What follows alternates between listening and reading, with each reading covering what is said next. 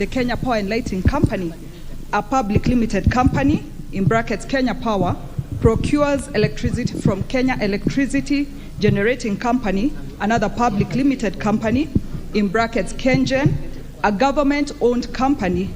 and from different independent power producers, in brackets IPPs, recognizing that Kenya Power has entered into power purchase agreements, in brackets PPAs, with both KenGen and IPPs, and procures power from them at unregulated rates.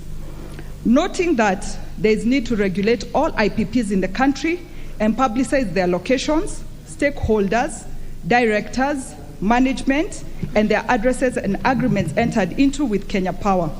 Cognizant that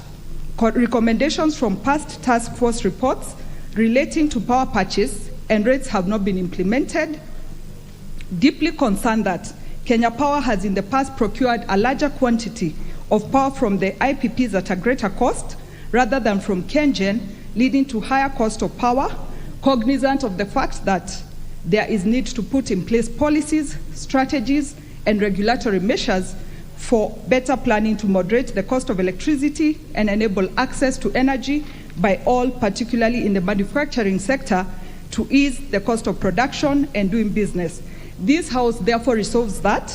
the Departmental Committee on Energy undertakes an inquiry into the operations of Kenya Power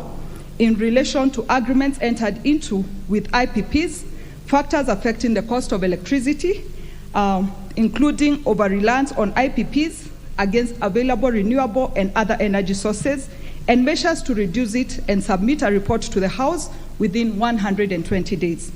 In the meantime, the Ministry and Kenya Power should not enter into new contracts with any IPPs until the House makes a resolution on the matter. Informed by the reports of previous task forces on the matter, the Ministry engages in negotiations with power producers with a view to reducing the cost of power, and the Ministry and Kenya Power to develop suitable strategies for engagements with the IPPs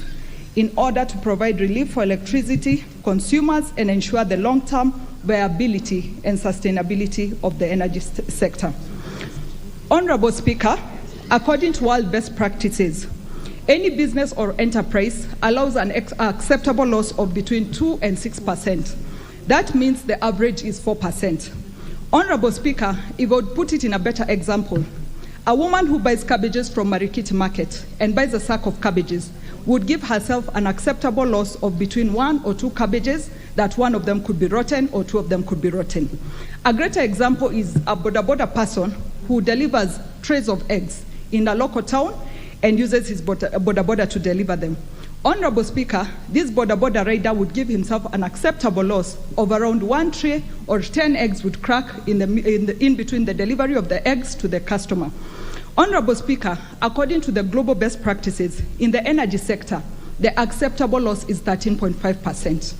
However, Honorable Speaker, the Kenya Power and Lighting Company has an acceptable loss of 25%. Honorable Speaker, to put it in the simpler terms, it means that in every 4 units Kenya Power and Lighting Company purchases, 1 is lost.